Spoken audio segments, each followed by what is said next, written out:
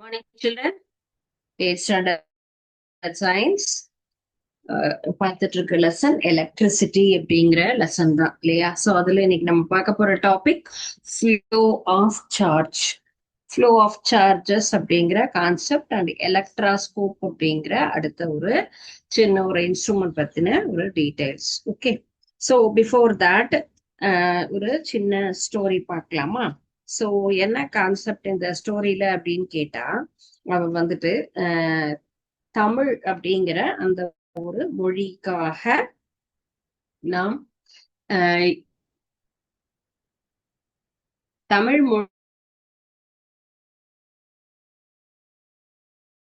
மொழிக்காக எப்படி எல்லாம் பாடுபட்டாங்க, அது ரிலேட்டட் டு ரிசல்ட்டுக்காக வெயிட் பண்ணிட்டு இருந்தாங்க. அவர் ரொம்ப டாப்பர், எப்பயுமே அவர் வந்துட்டு 9th ஸ்டாண்டர்ட்ல இருந்தே அவங்க வந்துட்டு எப்பயும் ஃபர்ஸ்ட் ரேங்கே வாங்கிட்டு இருக்கக்கூடிய ஒரு மிகச்சிறந்த ஒரு இந்த நல்ல ஒழுக்கமுடைய நல்ல மாணவன் அப்படின்னு சொல்லலாம். டெய்லியும் அவர் என்ன பண்ணுவான்னு கேட்டா, ஒவ்வொருத்தருக்கு ஒரு ஒரு நமக்கு வந்துட்டு பொழுதுபோக்கு அப்படின்னு இருக்கும் இல்லையா, என்டர்டைன்மெண்ட்னு. அவருடைய என்டர்டைன்மெண்ட் ஹாபி அப்படின்னு சொன்னா கவிதை எழுதுவது. சோ தினமும் எழுதின கவிதையை அவர் எல்லாரும் வீட்டுல இருக்கவங்ககிட்ட எல்லாம் படிச்சு காமிப்பாங்க. அப்போ அன்னைக்கு ஒரு நாள் அவங்க அப்பா வந்துட்டு அத அவங்களுக்கு வந்துட்டு ஃபுல்லா படிச்சு காட்டுறாங்க. உடனே அப்பாவுக்கு வந்துட்டு இன்னைக்கு எனக்கு கொஞ்சம் ஒர்க் இருக்கு, அம்மாட்ட படிச்சு காட்டுங்க அப்படின்னு அம்மா சொல்றாங்க. ஆனா அம்மாவும் ஏதோ வேலையா இருக்காங்க அப்படின்னு சொல்லும் பொழுது வந்துட்டு என்ன செய்யறாங்க, அவங்க கிட்ட இருக்கிட்ட சிஸ்டர்ட்ட அவங்க படிச்சு காட்டுறாங்க. சோ அவங்க சிஸ்டரும் அதை பார்த்துட்டு ரொம்ப நல்லா இருக்குங்க அப்படின்னு சொல்றாங்க. அண்ட் தென் இப்போ நீங்க அவங்க வீட்டுல இருக்கவங்க எல்லாருமே ஒரு சிலர் அவங்கள அப்ரிஷியேட் பண்றாங்க, ஒரு சிலர் என்ன பண்றாங்க, அவரை ஏன் இந்த மாதிரி படிக்கிற, நல்ல ஒரு இன்ஜினியரிங் அல்லது வேற ஏதாவது நம்ம படிச்சு நீ ஒரு மிகப்பெரிய ஆளா மாறலாம் இல்லையா.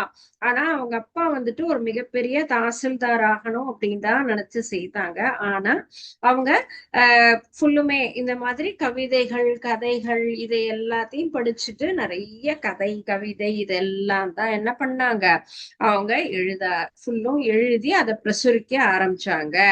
சோ இந்த மாதிரி இலக்கியத்திலேயே முழு ஈடுபாடோட அவர் வந்துட்டு என்ன பண்ணிட்டு இருக்காங்க, ஒரு மிகப்பெரிய ஒரு பொசிஷனுக்கு போறாங்க.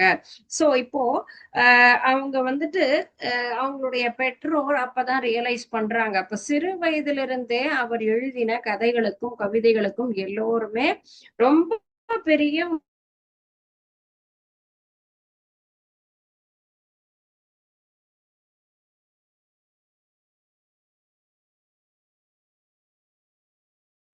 அந்த மாதிரி அவங்க வீட்டுல இருக்கவங்களே ஒரு சிலர் அக்கா மீதி பாட்டி அவங்க எல்லாமே என்ன பண்றாங்க, அப்ரிஷியேட் பண்றாங்க. ஆனா பெற்றோர்களுக்கு அவங்க நல்ல ஒரு கவர்மெண்ட் ஜாபுக்கு போகணும் அப்படிங்கிற எண்ணத்தோட தான் அவங்க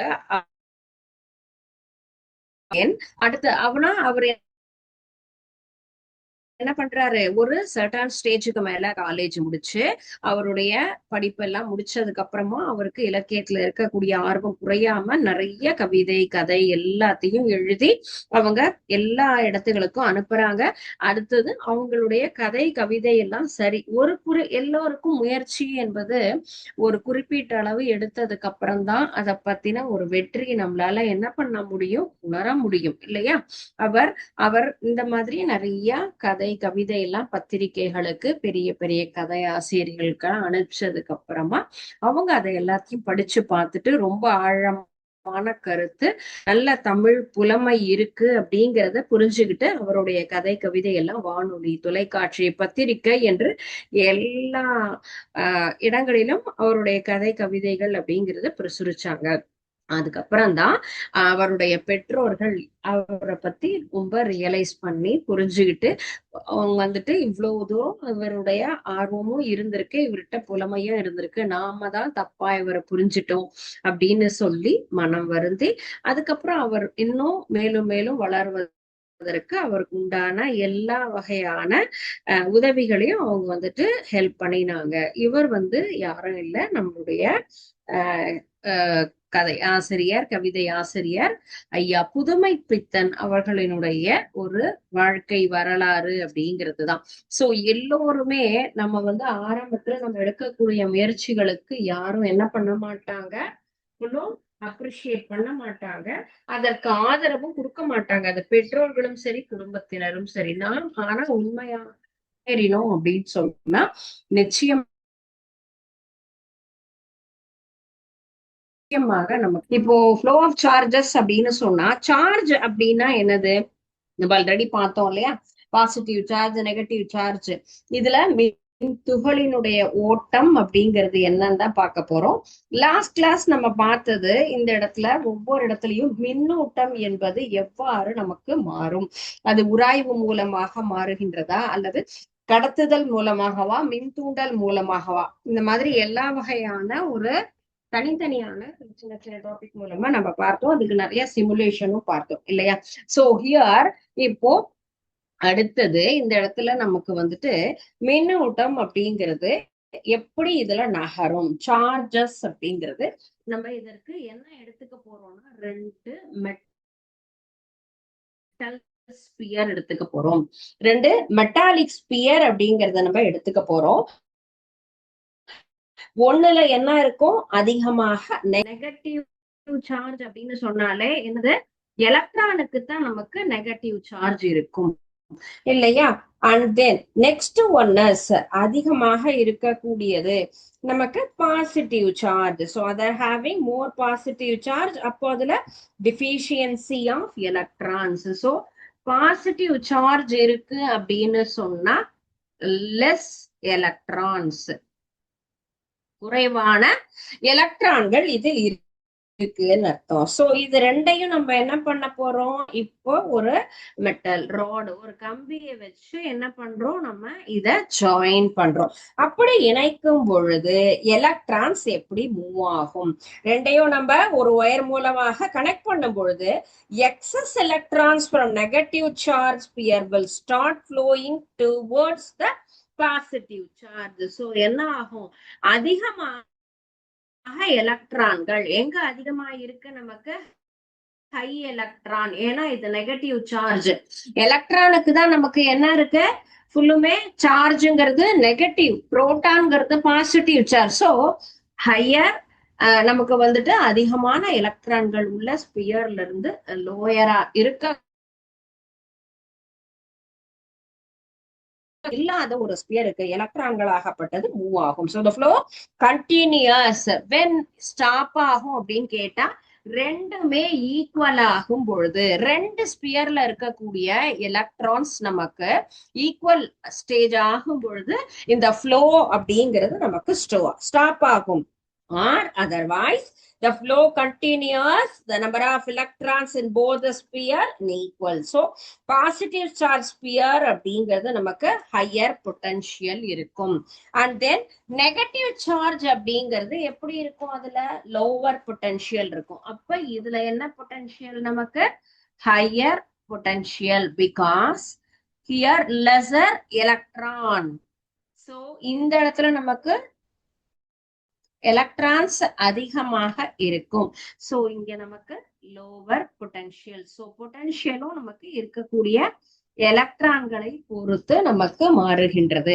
சோ இந்த இடத்துல மின் துகள்களின் ஓட்டம் அப்படிங்கிற கான்செப்டுக்கு அதிக அளவு எதிர் மின்னூட்டம் இருக்கக்கூடிய ஒரு உலோக கோளம், அதிக அளவு நேர் மின்னூட்டம் இருக்கக்கூடிய உலோக கோளம், ரெண்டையுமே நம்ம எடுத்துக்கிறோம்.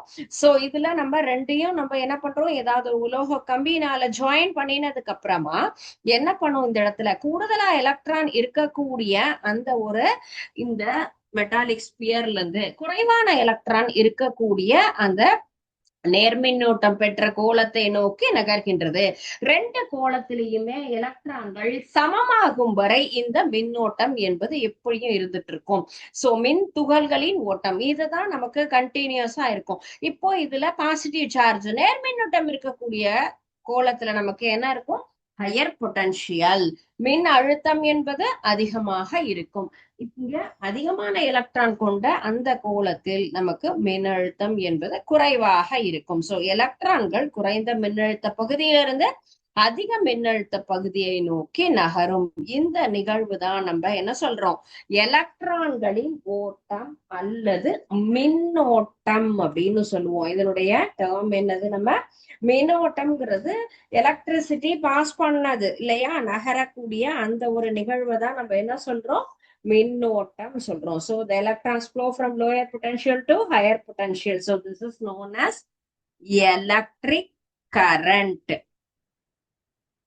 எலக்ட்ரிக் கரண்ட் அப்படிங்கிறது தான் நம்ம மின்னோட்டம் அப்படின்னு சொல்லுவோம். என்னது, இந்த மின் துகள்களின் நகர்வாகப்பட்டது நமக்கு எங்க இருக்கும், ஹையர்ல இருந்து லோயருக்கு மூவ் ஆகக்கூடிய இந்த ஒரு செயல் அப்படிங்கிறது. சோ இந்த டிஃபரன்ஸ் அப்படிங்கிறது பொட்டன்ஷியல் டிஃபரன்ஸ், ரெண்டு கோளங்களுக்கும் நடுவே இருக்கக்கூடிய இந்த மின்னழுத்த வேறுபாடு, அந்த மின்னூட்டங்களுக்கு ஒரு டிஃபரன்ஸ் அப்படின்னு சொல்றதுதான் நம்ம என்ன சொல்றோம், மின் அழுத்தம், வோல்டேஜ்.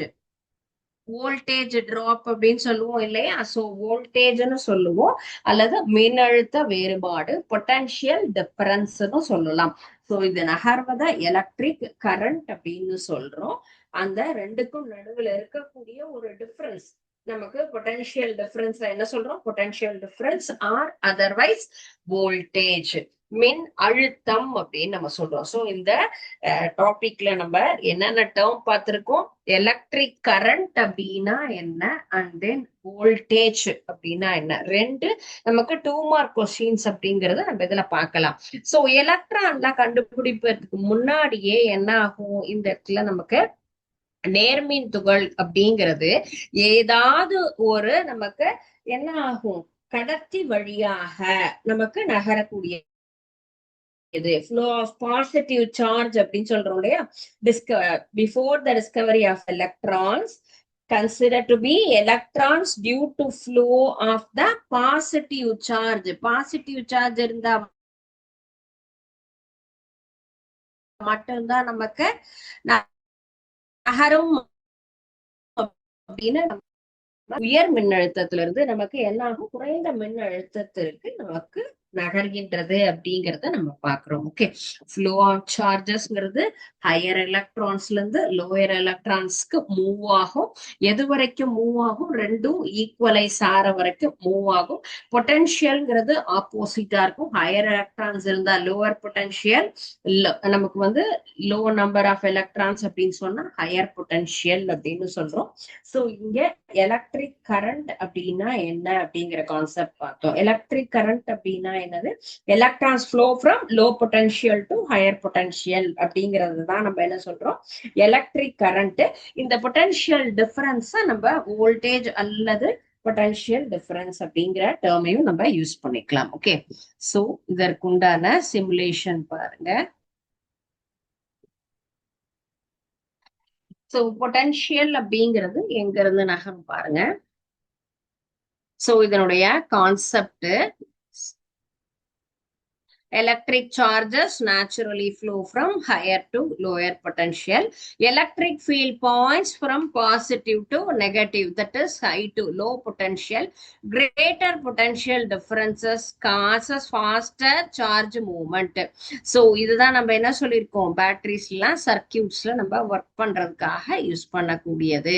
சோ இதுல நமக்கு என்ன இருக்கு, லோவர் பொட்டன்ஷியல் இருக்கு, அண்ட் தென் இதுல ஹையர் பொட்டன்ஷியல் இருக்கு. ஓகே, சோ இந்த இடத்துல எலக்ட்ரான்ஸ் அப்படிங்கிறது நமக்கு எப்படி மூவ் ஆகும், சி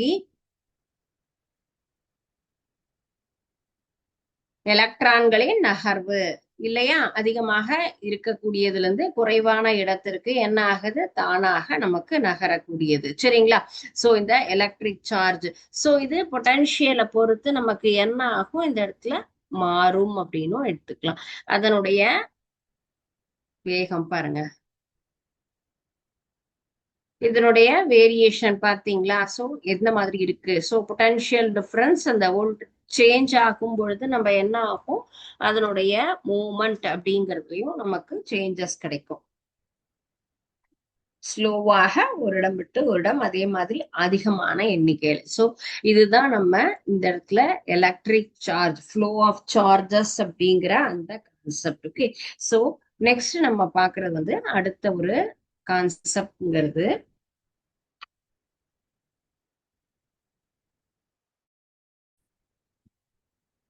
எலக்ட்ராஸ்கோப். எலக்ட்ராஸ்கோப் அப்படின்னா நிலை மின்காட்டி. நிலை மின்காட்டி அப்படின்னா என்ன அப்படிங்கறது பார்க்கலாம்.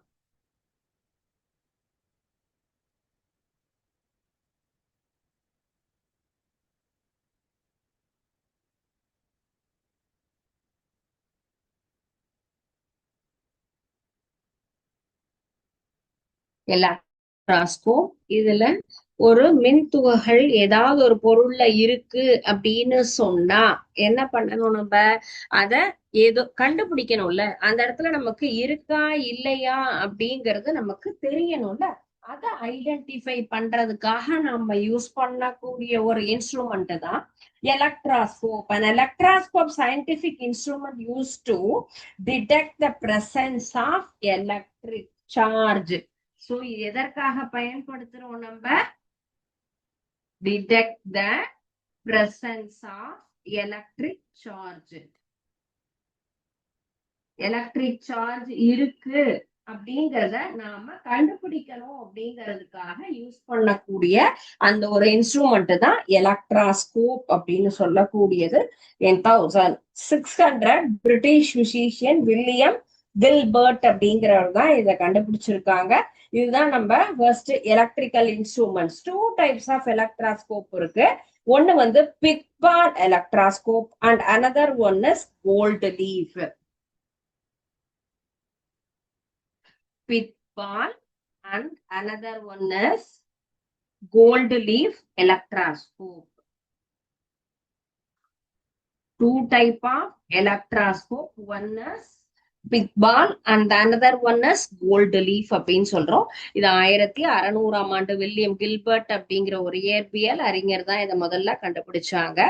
ஒண்ணு தக்கை பந்து, இன்னொன்னு தங்க இலை. தக்கை பிக்பால் அப்படிங்கிறது தக்கை பந்து அப்படின்னு தமிழ்ல சொல்லுவோம்.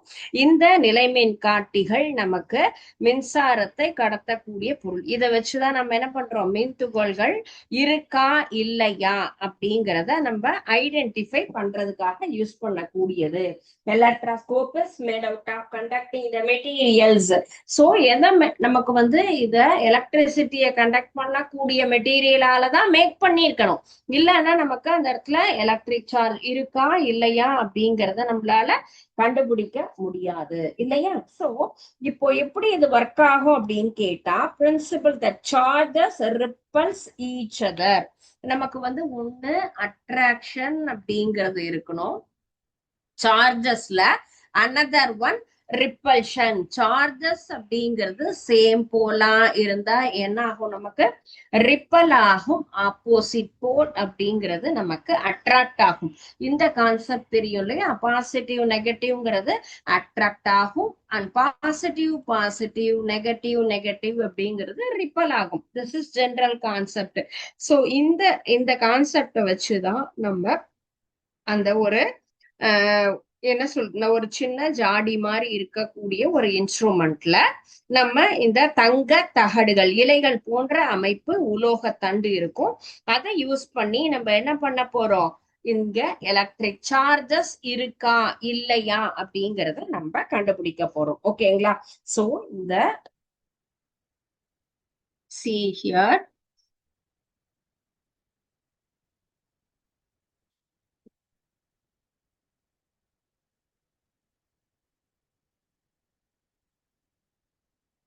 இதுதான் நடுவுல இருக்கக்கூடிய blade. So gold leaf electroscope, தங்க இலை மின்காட்டி அப்படிங்கிறது தான். சோ இங்க நம்ம வந்துட்டு என்னென்ன இருக்கு பாருங்க. இந்த இடத்துல ஒரு சார்ஜ் இருக்கு, நடுவுல ஒரு பால் மாதிரி இருக்கு, இங்க 2 பிளேடு இருக்கு, பாசிட்டிவ் சார்ஜ் இருக்கு, நெகட்டிவ் சார்ஜ் இருக்கு. இதை பயன்படுத்தி தான் இப்போ சார்ஜ் இருக்கா இல்லையா அப்படிங்கிறத நம்ம ஐடென்டிஃபை பண்ண போறோம். சோ மேல நம்ம இதுக்குள்ளார என்ன ஆகும்? இந்த இடத்துல மெட்டல் தான். சோ மெட்டல்ல மேல இருக்கக்கூடிய அந்த ஒரு பால் மாதிரியான ஷேப், உலோக குமிழ் அப்படின்னு சொல்லுவோம் இல்லைங்களா? சோ இந்த அமைப்பு இங்க இருக்கு. அங்க நம்ம என்ன ஆகும்? எலக்ட்ரான்கள் அதுல இருந்து வெளியில வரும்பொழுது உள்ள எனக்கும் அந்த இடத்துல இருக்கக்கூடிய பிளேடு ஃபுல்லும் இங்க இருக்கக்கூடிய இந்த கோல்டன் பிளேட்ஸ் ஆட்டோமேட்டிக்கா சார்ஜ் ஆகும். பிகாஸ் இது வந்து மெட்டல் இல்லையா? அப்ப ஒன்னோடு ஒன்று நமக்கு கனெக்ட் ஆகி உள்ள முழுவதும் எல்லா இடத்துக்குமே நமக்கு அந்த எலக்ட்ரிக் சார்ஜஸ நமக்கு ஃபுல்லும் பாஸ் பண்ணக்கூடிய நேச்சர்ல இருக்கும். அப்ப அதிகமாக நெகட்டிவ் சார்ஜ் இருந்ததுன்னு சொன்னா இந்த மெட்டல் பாலுக்கு வரும் பொழுது அது என்ன ஆகும்? எளிதாக அட்ராக்ட் ஆகும் இல்லையா? ஆப்போசிட் அப்படிங்கிறது. சோ அந்த லீஃப்ல அதிகமா என்ன ஆகும்? நெகட்டிவ் சார்ஜும் இருக்கும். அப்ப ரெண்டு உலோக இலையும் அதிகமான எதிர்மின்னோட்டம் வெல்லும். நெகட்டிவ் சார்ஜ் அப்படிங்கிறது நமக்கு அதிகமாக இருக்கும். அப்போ நேர்மின்னோட்டம் பக்கத்துல வந்ததுன்னு சொன்னா அப்போ அங்க ரெண்டுக்குமே நடுவுல என்ன ஆகும்? ஒன்றோடு ஒன்று நகரும். ஓகே, இப்போ இதுல நம்ம இந்த ஆப்ரேட் பண்ணி பார்க்கலாம். ஸ்விட்ச் நம்ம வந்துட்டு சார்ஜ இங்க பாருங்க, இதுல negative charge. So negative charge இந்த இடத்துல கொடுக்கிறோம். சோ நெகட்டிவ் சார்ஜ் கொடுக்கும் பொழுது என்ன ஆகும்? நமக்கு ஒன்றோடு ஒன்று இரண்டும் அது ஃபுல்லும் அட்ராக்ட் ஆகும். எதிர்மின்னோட்டம் அதிகமாக இருக்கும் பொழுது இந்த ரெண்டு கோல்டன் பிளேட் அப்படிங்கறது நமக்கு அட்ராக்ட் ஆகும். And then next one is charge இல்லாம இருந்தா பாசிட்டிவ் சார்ஜ். இப்போ பாசிட்டிவ் சார்ஜ் அப்படிங்கும் போது என்ன ஆகுது? நமக்கு இந்த இடத்துல சார்ஜ் அப்படிங்கும் போது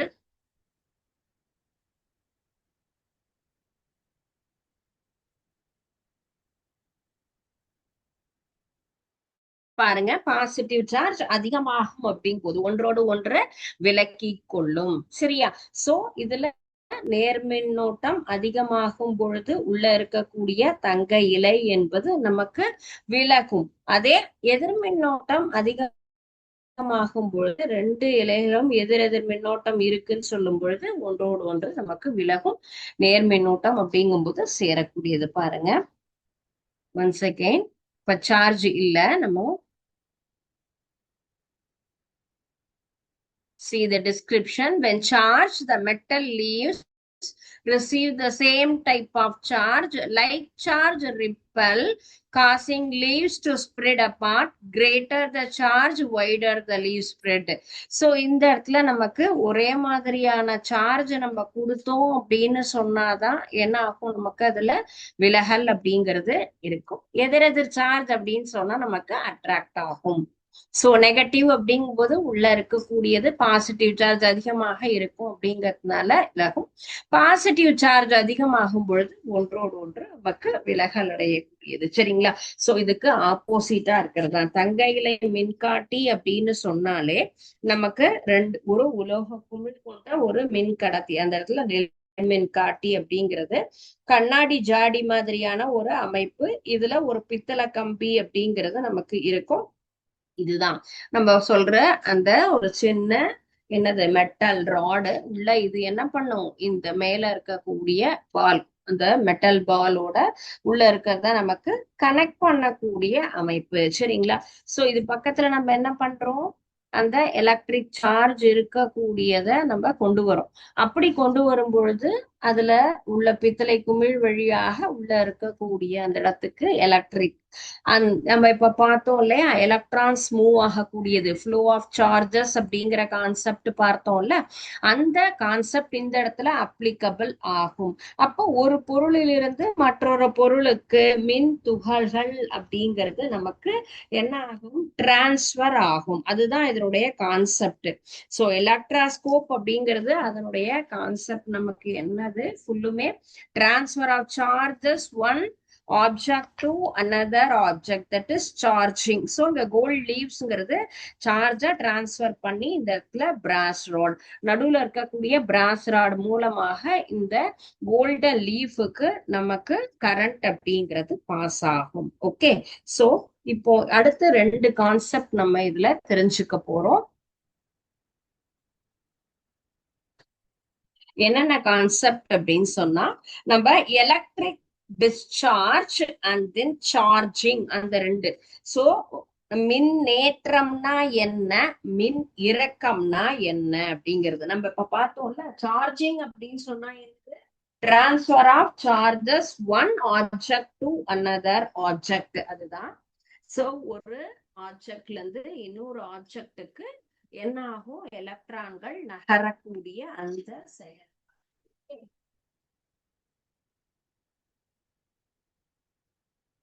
ஸோ இதையும் ஒன் மோர் டைம் நான் உங்களுக்கு இந்த பிக்சரோடய எக்ஸ்பிளைன் பண்றேன். இதுதான் ஒரு ஜார் இல்லையா, இந்த எலக்ட்ராஸ்கோப், கோல்டன் லீஃப் எலக்ட்ராஸ்கோப் அப்படிங்கிறது.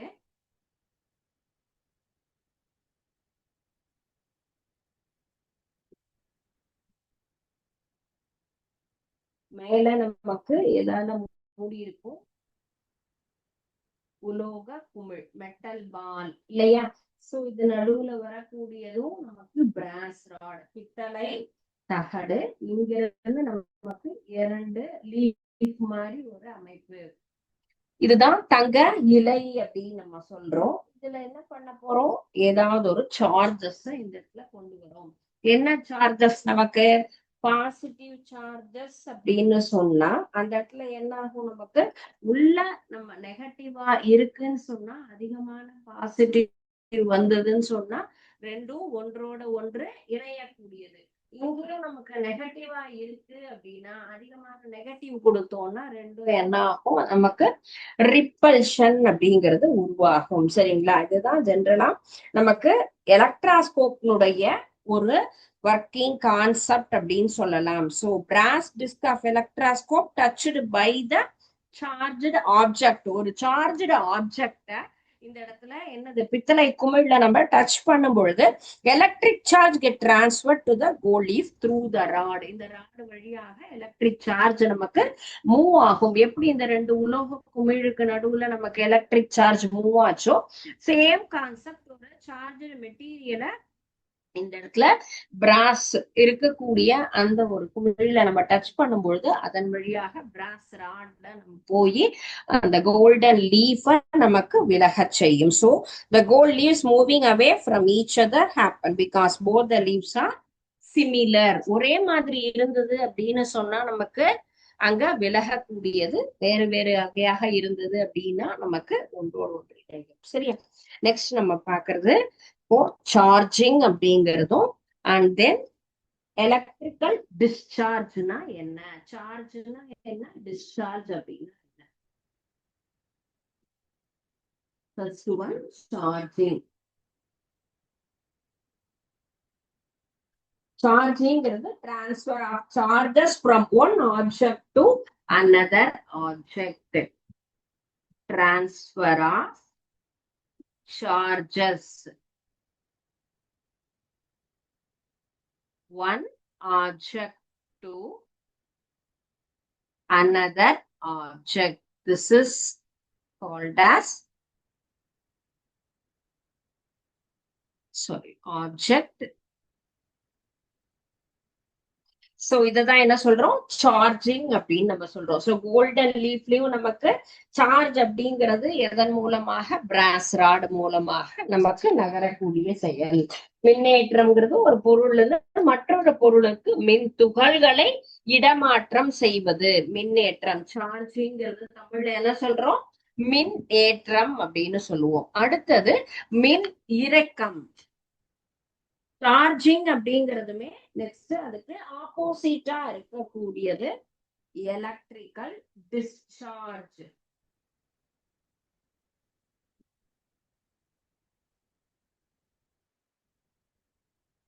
வாட் இஸ் எலக்ட்ரிக்கல் டிஸ்சார்ஜ்ன்னு சொன்னா, இப்போ நம்ம கோல்டன் லீஃப் பார்த்தோம் இல்லையா, ஒரே வகையான மின்னூட்டம் இருக்கக்கூடிய தங்க இலை அப்படின்னு சொன்னா என்ன ஆகும், அது மின்துகள்கள் எல்லாம் இழந்து மீண்டும் என்ன ஆகும், கொஞ்ச நேரத்துல தானாகவே அந்த சார்ஜ் குறைஞ்சிடுச்சு அப்படின்னு சொன்னா பக்கத்துல வந்துடும். சரிங்களா, எப்பயுமே எல்லா இடத்துலயுமே சார்ஜ் அப்படிங்கிறது இருக்காது. ஃபார் எக்ஸாம்பிள், நம்ம எல்லா பொருள்களுக்குமே சார்ஜ் போடுறோம் இல்லையா, மொபைலுக்கு சார்ஜ் போடுறோம், கம்ப்யூட்டர் எல்லாத்துக்குமே சார்ஜ் போடுறோம். நம்ம அதை யூஸ் பண்ணினதுக்கு அப்புறம் ஆட்டோமேட்டிக்கா என்ன ஆகும், டிஸ்சார்ஜ் ஆயிடும். அதனுடைய சார்ஜஸ் அப்படிங்கிறது குறைஞ்சிரும் இல்லைங்களா. சோ அது போலதான் இந்த இடத்துல நமக்கு கோல்டன் லீஃப் அந்த ஒரு தங்க நுழையிலை மின்காட்டி எலக்ட்ரோஸ்கோப்ல இந்த சார்ஜஸ் உள்ள அந்த கிராஸ் ராடு வழியா போகிறது இல்லையா? சோ இங்க இருந்து இது ரெண்டுக்கும் கனெக்ட் ஆகும். கொஞ்ச நேரத்துல இந்த சார்ஜஸ் ரெண்டுமே குறைஞ்சிடுதுன்னா அது ரெண்டும் க்ளோஸ் ஆகி அருகருகே வந்துரும். சோ அது மாதிரி நமக்கு மின் துகள்கள் அப்படிங்கிறது சார்ஜ் போகும் பொழுது கரெக்டா அதுல நமக்கு பாசிட்டிவா நெகட்டிவா விலகல்கள் அதே போல அட்ராக்ஷன் ரெண்டும் வரும். சார்ஜ் இல்லங்கும் பொழுது நார்மலான ஸ்டேஜ்ல இருக்கும். சரிங்களா? மின்னிறக்கம் அப்படிங்கிறது நமக்கு இதுதான். சோ இந்த இடத்துல சார்ஜ் டிரான்ஸ்பர் டு இதுல நமக்கு எர்த் மூலமாகவும் என்ன ஆகும், நம்மளுடைய கைகள் மூலமாகும். எல்லா இடத்துலயும் நமக்கு எர்த் வந்து பாஸ் ஆகுது அப்படின்னு சொல்லுவோம் இல்லையா?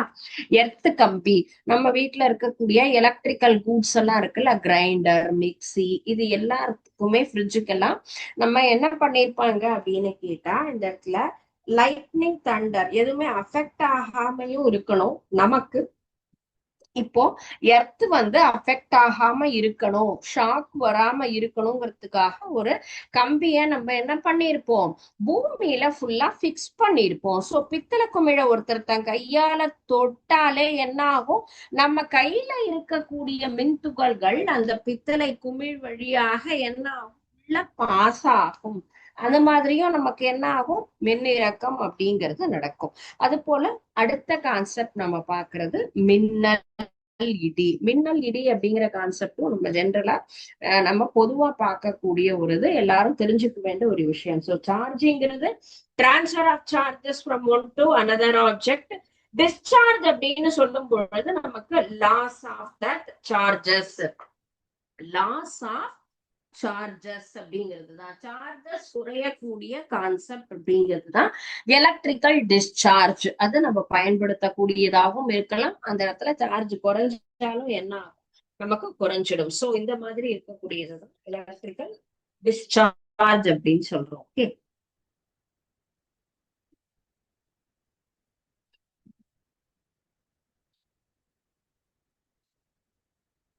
Lightning and Thunder.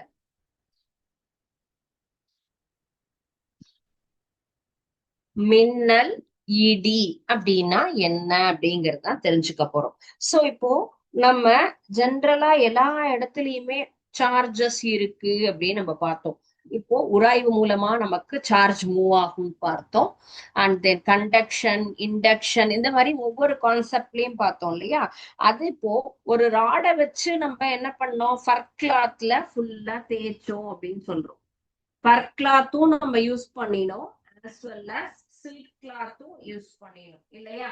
பட்டு துணி, கம்பளம், இது எல்லாத்துலயுமே நம்ம யூஸ் பண்ணி என்ன பண்ணிருக்கோம், இந்த எலக்ட்ரிக்கல் சார்ஜஸ்ல நகருதான்னு பார்த்தோம் இல்ல? அது போலவே நம்முடைய கைய என்ன பண்றோம், ஃபுல்லுமே ஏதாவது ஒரு கார்பெட்ல ஃபுல்லா நம்ம கையையோ காலையோ ரப் பண்ணிட்டு அண்ட் தென் நம்ம மெட்டலை போய் தொடும் பொழுது என்ன ஆகும், நம்ம வீட்டுல இருக்கக்கூடிய டோர் நாப தொட்டோம் அப்படின்னு சொன்னா அங்க சார்ஜஸ் இருக்கு. ஃபர்ஸ்ட் நம்ம என்ன பண்றோம், ரப் பண்ணணும், நம்மளுடைய கைய ரப் பண்றோம். எதுல, கார்பெட்ல, வீட்டு வாசல்ல இருக்கக்கூடிய ஏதோ ஒரு கார்பெட்ல நம்ம என்ன பண்றோம், அந்த வாசல்ல இருக்கக்கூடிய மிதியடியில கையால ஃபுல்லா ரப் பண்ணிட்டு நம்முடைய டோர் நாப நாக் பண்றோம். இப்ப பெல்ல யூஸ் பண்ணாம நம்ம என்ன பண்றோம், இந்த இடத்துல நாக் பண்றோம். அப்ப நாக் பண்ண வரும் பொழுது கையை இங்க கொண்டு வந்தோம்னு சொன்னா இந்த இடத்துல நமக்கு சார்ஜஸ் அப்படிங்கிறது உள்ள நகர்றது நல்லாகவே தெரியும். வேகமாக இந்த குமிழ் கையாகப்பட்டது, இந்த குமிழ் நம்மள ஈர்க்கின்ற மாதிரி நமக்கு ஒரு என்ன ஆகும், ஃபீல் ஆகும். மின் அதிர்ச்சி அப்படின்னு நம்ம சொல்லுவோம் இல்லைங்களா, ஷாக். சோ அந்த ஷாக் எதனால நமக்கு வருது அப்படின்னு சொன்னா, இங்க நம்ம இந்த கம்பளத்துல என்ன பண்ணிருக்கோம், நம்ம கைய நல்லா தேய்ச்சிட்டு தான் வந்திருக்கோம். அப்ப இந்த கையில என்ன ஆயிருக்கு, ஆட்டோமேட்டிக்கா சார்ஜ் அப்படிங்கிறது நமக்கு இன்க்ரீஸ் ஆயிருக்கும். அந்த எலக்ட்ரிக் ஃப்ளோனால சார்ஜஸ் நம்ம கைக்கு வருது. அங்க இருக்கக்கூடிய சார்ஜஸ் ஆகப்பட்டது இந்த மெட்டல் பால்ல ஆப்போசிட்டான சார்ஜஸ் இருக்குன்னா ஆட்டோமேட்டிக்கா என்ன ஆகும், அட்ராக்ட் ஆகும். That attraction is feel shock, மின் அதிர்ச்சி அப்படின்னு நம்ம சொல்றோம். கம்பளத்துல கையை தேய்க்கிறதுனாலயோ இல்ல காலை தேய்ச்சிட்டோ அங்க நம்ம தொடுறோம் அப்படின்னு சொன்னா கையில ஒரு விதமான அதிர்ச்சி உருவாகும். சோ கம்பளத்தை தேய்ச்சிட்டு நம்மளுடைய அந்த கதவினுடைய கைப்பிடி இருக்கு இல்லையா, அந்த நாப தொடரோம்னு சொன்னா நம்ம நாப்ல என்ன சார்ஜ் இருக்கு, பாசிட்டிவ் சார்ஜ் இருக்கு, கையில நமக்கு நெகட்டிவ் சார்ஜ் இருக்கு. சோ ரெண்டுமே ஆப்போசிட்டா இருந்தா என்ன ஆகும், அட்ராக்ட் ஆகும், மின் இறக்கம். சோ மின் அதிர்ச்சி மாதிரி நமக்கு நகரும்.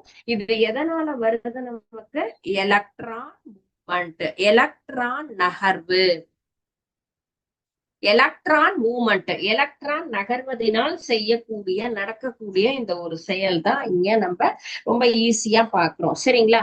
இது போலவே எங்க நமக்கு வரும் அப்படின்னு கேட்டா, லைட்னிங் அப்படிங்கிறது discharge of electricity from cloud to cloud. இப்போ கைக்கும் இந்த மெட்டல் நாபுக்கும் நடந்த அந்த ஒரு நிகழ்வு அப்படிங்கிறதையே நம்ம எங்க நடக்கிறதுன்னு பார்க்கிறோம், மேகங்களுக்கு இடையே, கிளவுட் டு கிளவுட், இரண்டு மேகங்களுக்கு நடுவே நடக்கக்கூடிய ஒரு மின் இறக்கம் அப்படிங்கிற ஒரு விஷயம் தான் நமக்கு லைட்டனிங் அப்படின்னு நம்ம சொல்றோம். எப்படி நம்ம கைக்கும் டோர் நாபுக்கும் நடுவுல ஒரு மின்னிறக்கம் அப்படிங்கிறது நடந்தது இல்லையா, அது போலவே நமக்கு எலக்ட்ரிசிட்டி டிஸ்சார்ஜ் அப்படிங்கிறது கிளவுட் டு கிளவுட்.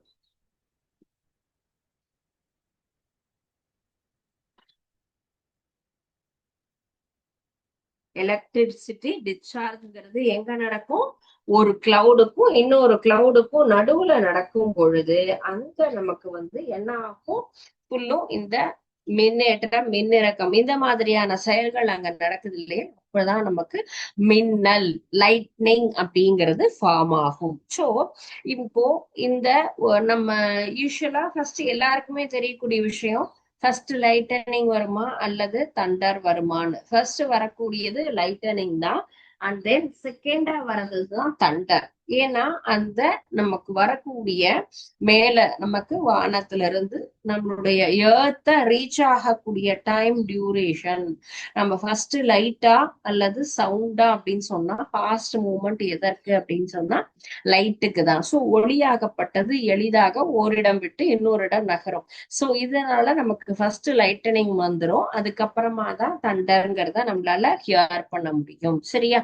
சோ இப்போ காத்து ரொம்ப வேகமா நகரும் பொழுது அப்போ அதுக்கு மேல என்ன ஆகும், சின்ன சின்ன துளிகள், வாட்டர் டிராப்லெட்ஸ் அப்படிங்கறதெல்லாம் இருக்கும் இல்லையா, அந்த வாட்டர் டிராப்லெட்ஸ் எல்லாமே சின்னது நீர் துளி அப்படிங்கிறது நகர்ந்துட்டே இருக்கும். அப்ப ஒன்னோடு ஒண்ணு என்ன ஆகும், ஈஸியாக நமக்கு மோதக்கூடியது. அப்படி மோதும் அப்படின்னு சொன்னாலே நமக்கு என்ன ஆகுது, பாசிட்டிவ் நெகட்டிவ் சார்ஜ் இருக்கும் பொழுது ஆட்டோமேட்டிக்கா அந்த இடத்துல அட்ராக்ஷன் அப்படிங்கிறது வரும் இல்லையா, மின்னோட்டம் அப்படிங்கிறது வரும். அப்போ நீர் துளிகள்ல எதிர் மின்னோட்டம் வந்ததுன்னா நகரும்.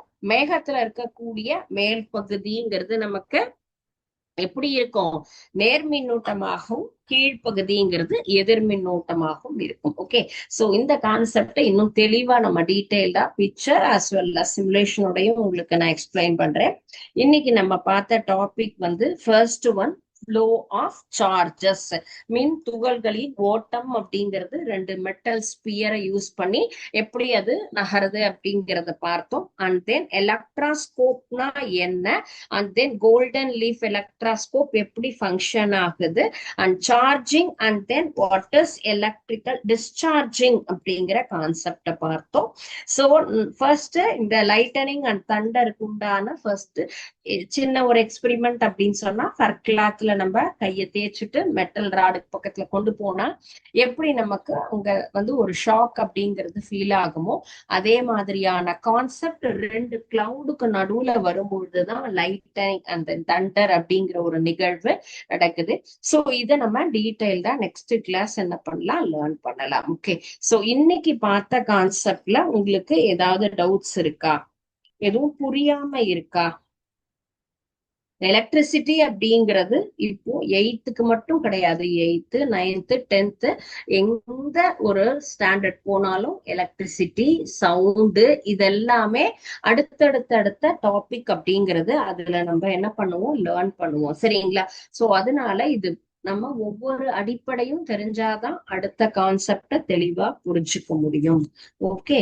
சோ லாஸ்ட் கிளாஸ் பார்த்ததெல்லாமும் உங்களுக்கு கண்டிப்பா புரிஞ்சிருக்கும். ஏன்னா மின் துகள்களின் இடமாற்றம் எவ்வாறெல்லாம் நடைபெறுகிறது அப்படிங்கறது பார்த்தோம்.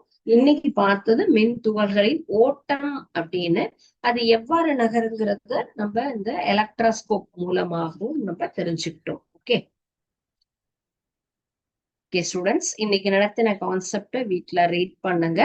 கான்செப்ட் புரியல அப்படின்னாலுமே நெக்ஸ்ட் கிளாஸ் நம்ம இதை பத்தி டிஸ்கஸ் பண்ணலாம். ஓகே. Thank you students. வாழ்க பாரதம், வெல்க தமிழ்.